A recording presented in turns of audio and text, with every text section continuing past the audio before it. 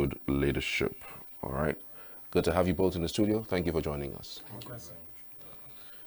Okay, so let's begin with Prince Onyeka. A lot of people have spoken largely about the Igbo youths and their involvement in politics. Some people have even said that the youth of the Igbo extraction play politics with sentiments and emotions. They don't play politics the way that the northern people do. That's the reason why they have actually not calculated properly, and that's why they have been schemed out in the scheme of things, since 1999 up until this moment. So how do you engage with that kind of thought process?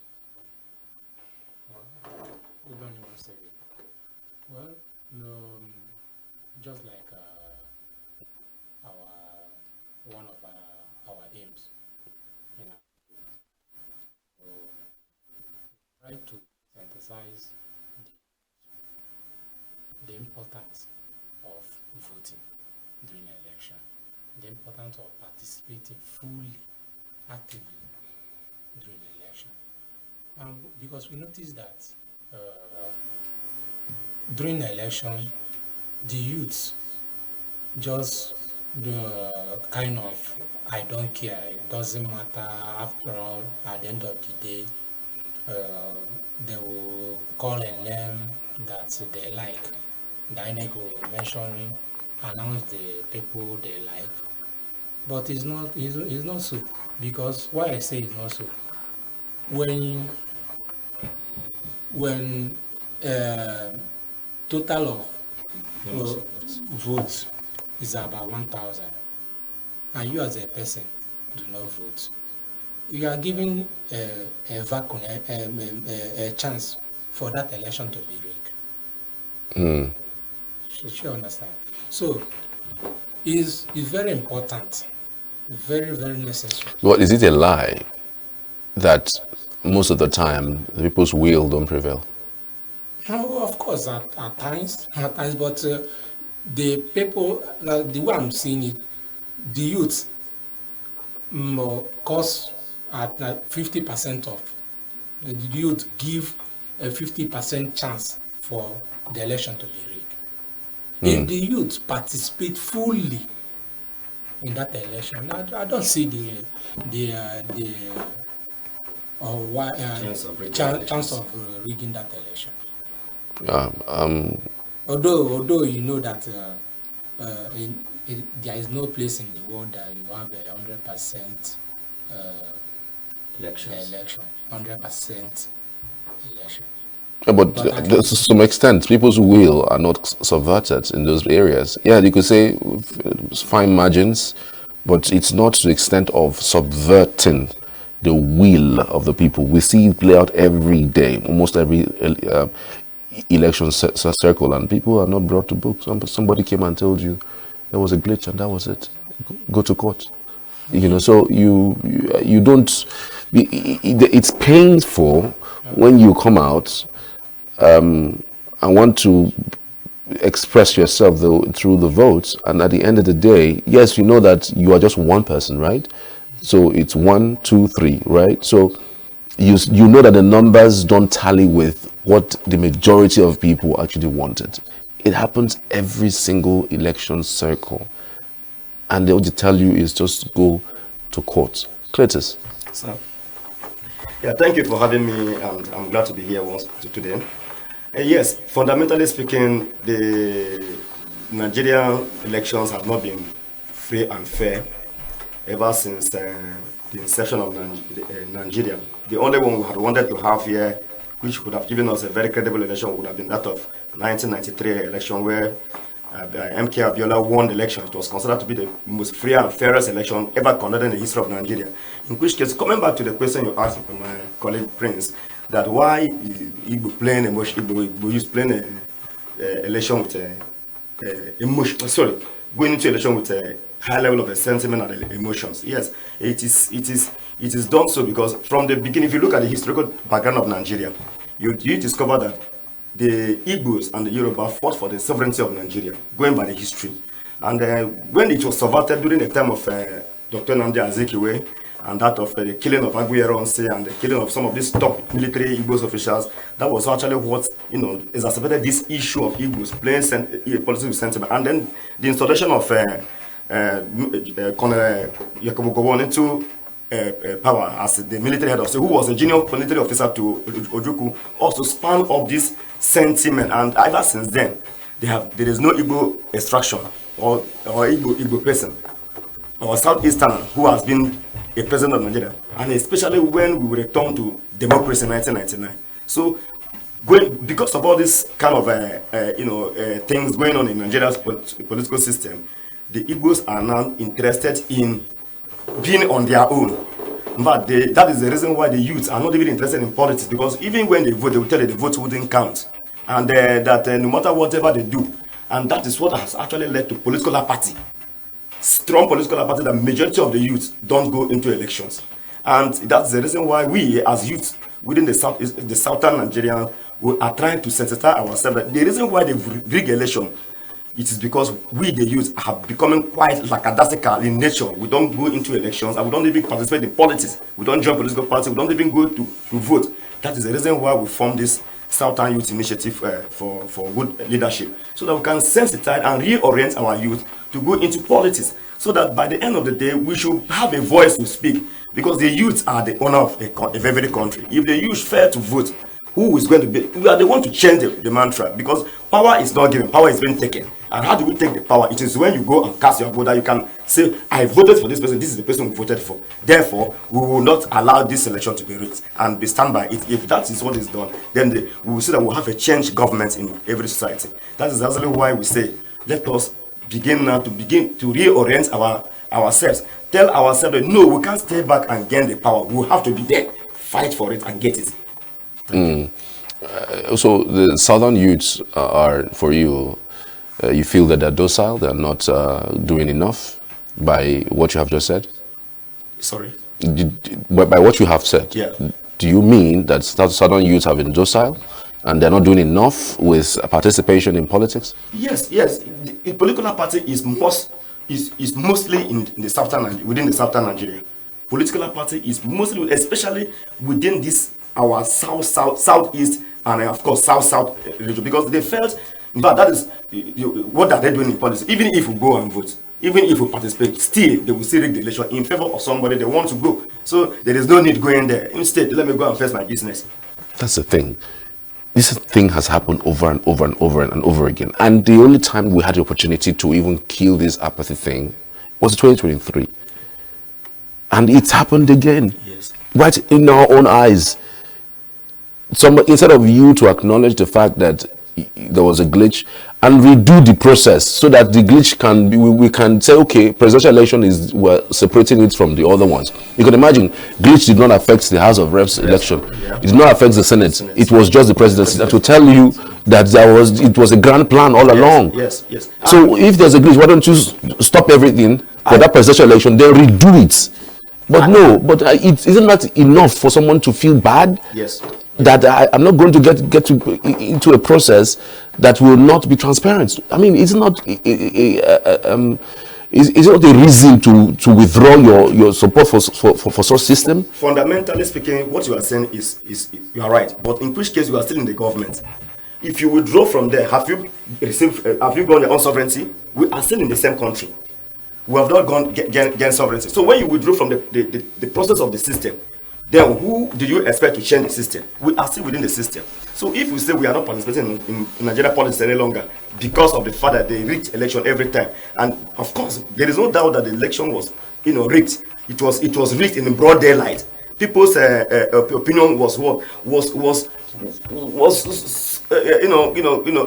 withdrawn from there, because majority of people came out this 2020 election. Many youths indeed came out en masse to vote because they wanted to change the system. But in which case, it was planned by the INEC. INEC people are the people that caused this problem that we are into today. So if they had done the election the way it was done, and then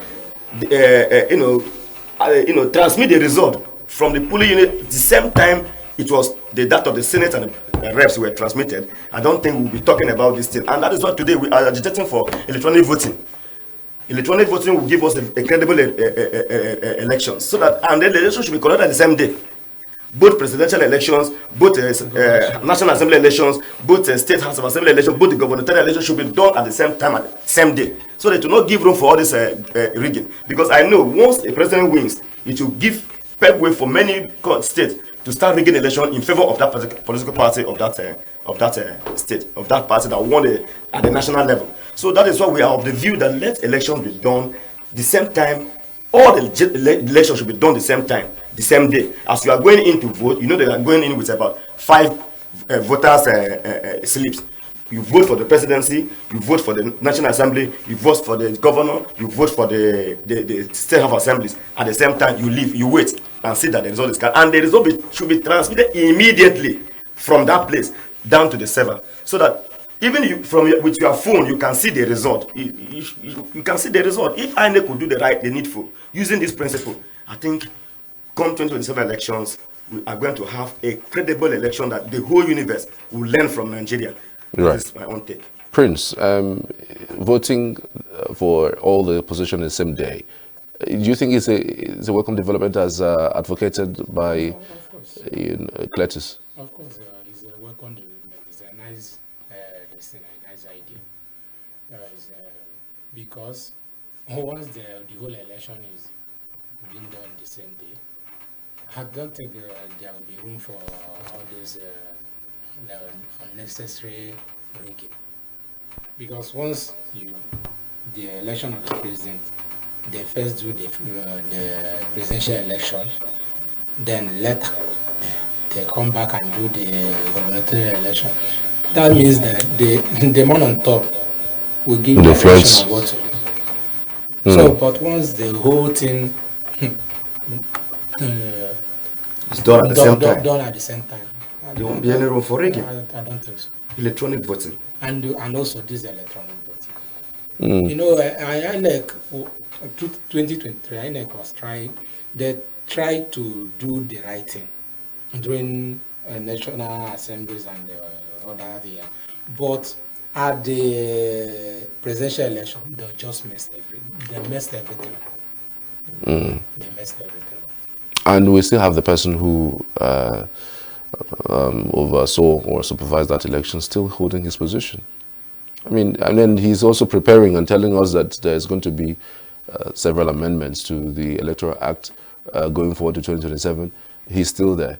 So you would wonder, really, do you think that for us to have, this mandate you're thinking, this group you are advocating that people should come out and participate in the governance structure as pertains to, the elections, do you think that having Mahmoud still remain as the INEC chairman, would increase or improve or decrease people's interest in the elections, Prince? Of course, if Mahmoud is still the INEC chairman, definitely the people's interest will decrease. But I know, and I'm sure that before the election, Mahmoud will not be there. You're sure? I'm sure of that. Because, a lot of things have happened. I mean, the police IG supposed to have actually left. His seat. He's still there. I agree with you. I agree with you that in people say Nigeria factor. Nigerians are tired of this INEC chairman. So why are you people not advocating for him to be moved? Why are you asking the youth to come and participate, or the same somebody that is the reason why we are here. It's part of the reason why we are here. Because if this same man is still there as the INEC chairman that will conduct the 2027 elections, I don't think Nigerians will be, but there will be serious political party in Nigeria, because Nigerians no longer have faith in this current INEC chairman. Many people will not, because they will tell that their vote won't count. What happened? He said, go to court. And they went to court. We saw the long 750 cases of a judgment that was given by the High Court and the Supreme Court. Just a case over this presidential election. So people will not have that trust in INEC so far as INEC chairman Mamu is still available on that seat. Unless you be removed, then at least people will come out, the youth will come out and vote on. Of course, we remember what happened last 2023. It's just that Obi said he doesn't want any violence. And he told the youth, we will go to court, we will contest it in the court. He was quite diplomatic and quite peaceful because he knew if he had said go and fight or do, people there would have been series of killings all over the country. So if you want to lead people, you don't lead people by that. And that was why Jonathan remains one of the most celebrated presidents in the universe today, because he said the blood of any Nigerian does not worth the seat of the presidency does not worth the blood of any Nigerian. So he cannot allow people to die because I want to be in power, because he will not remain there. You can't die in power. If you allow people to die, who are you now ruling? People say, like Frank Fanon say, a nation that eschews ideology and a nation that fails to understand the important relationship between ideas and reality is condemned to be overwhelmed by reality and to be destroyed by reality.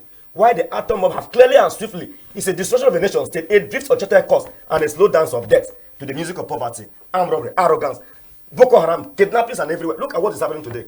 It is because of a faulty governance. It has mean we have a very good government and elections are credible and free and fair. You could see that nobody will be willing to leave this country. Like today, I was just coming here. I read that 30% of workers in Lagos State that were sent abroad to go and receive training failed to return to Lagos. Government sponsored them. You can just imagine that kind of thinking in the nonsense school where I'm lecturing. Majority of them that are there schooling are with the hope of leaving this country. Jackpot. Why would the people be thinking of leaving the country? The youth be thinking of leaving. The youth who are supposed to be, because the youth has the needed skills, manpower. This is the working class that will change the fortunes of every system, and they are leaving the country for another country where they are supplying their services. What then will happen to our own system? How many politicians' children are here in Nigeria schooling? Mention them. So that is why we are here as Southern youth people, to tell our youth, rather than giving you a gun, giving you what they call it, handouts to go and kill, they give you Igbo, you smoke, you become stupid. Please don't follow these people. Their children are not here. Let us participate. Go, carry your voters card, go and vote. Wait there. Let us look at a credible candidate. In this context, we're not talking about political party here. Right. We are talking about the candidate. The candidate, a credible candidate that will have the moral mindset, the sincerity in that person. That when you look at the person's officially or physiognomy, you will know that yes, this person has the moral to do something for the people. He has conscience. Not those ones that will go there, they will go. In fact, whatever that is, look at the policy framework. Subsidy, unfortunately, subsidy is gone. Well, just a statement. Everywhere change. And look at today. Before you go to any place, you spend so much money. How much money? The salary still is the same thing. So we are looking at candidates. A candidate that has the fear of God. Right. That will govern us. Thank you. Let's leave it here. Prince Onyeka Mama, and of course, Nkweje Cletus Orim, many thanks for your time, and which I truly appreciate this advocacy that you guys are doing. In due course, I'm sure that this is going to continue as we build up to 2027. So we just hope that things are done and done right too, in this country. Many thanks again for coming. Thank you very much. All right. I really appreciate every one of you for being part of the broadcast this morning. We're connecting to our Abuja studios where my colleagues are waiting for the continuation of the morning show. I'm Charles Pius. Have yourselves a beautiful weekend just ahead.